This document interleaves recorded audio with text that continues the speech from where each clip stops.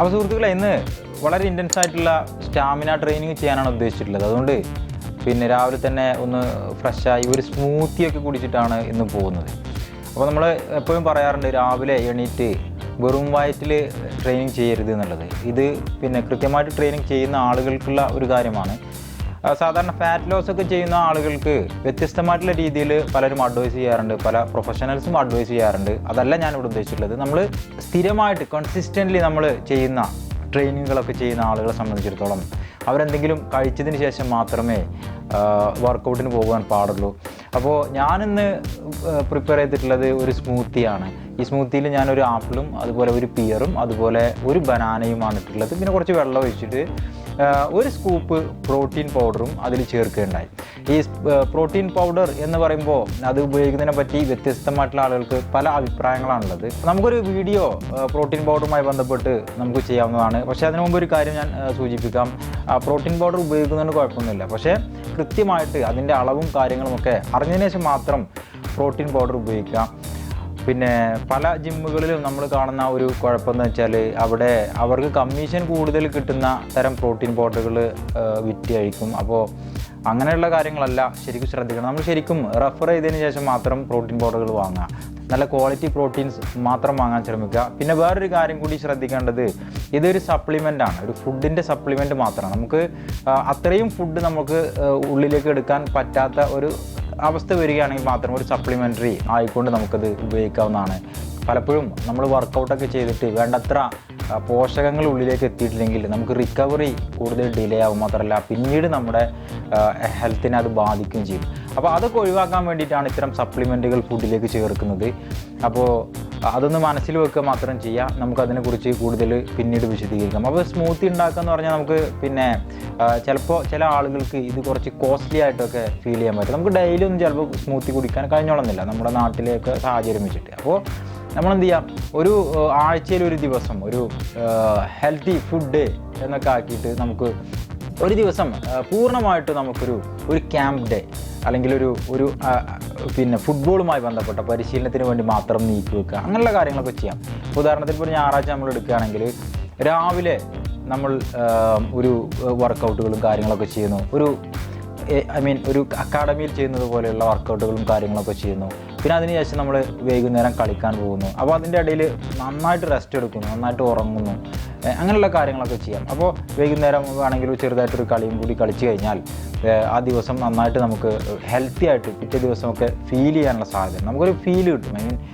ഒരു pro feel കിട്ടാനുള്ള ഒരു സാധ്യതയാണ്. അപ്പോൾ അങ്ങനെയുള്ള കാര്യങ്ങളൊക്കെ ശ്രദ്ധിക്കുക. ആഴ്ചയിൽ 1-2 ദിവസമൊക്കെ ഒരു ക്യാമ്പ് ഡേ ആയിട്ട് നമുക്ക് കൊണ്ടുപോകാം. നിങ്ങളെല്ലാവരും ആകാംക്ഷയോടുകൂടി കാത്തിരിക്കുന്ന ആ ട്രെയിനിങ്ങിലേക്ക് നമുക്ക് കടക്കാം.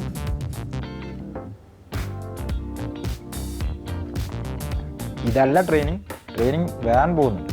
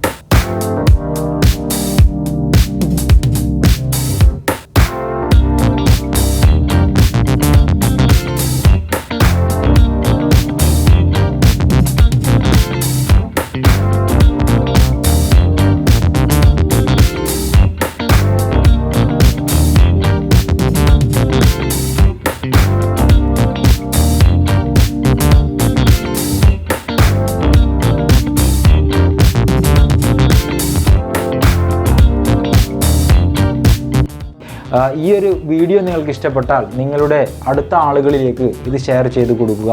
ഈ ഒരു ചാനൽ നിങ്ങൾ തീർച്ചയായിട്ടും സബ്സ്ക്രൈബ് ചെയ്യുക. വീണ്ടും നല്ല വിഷയങ്ങളുമായി അടുത്ത എപ്പിസോഡിൽ കാണാം. Signing off.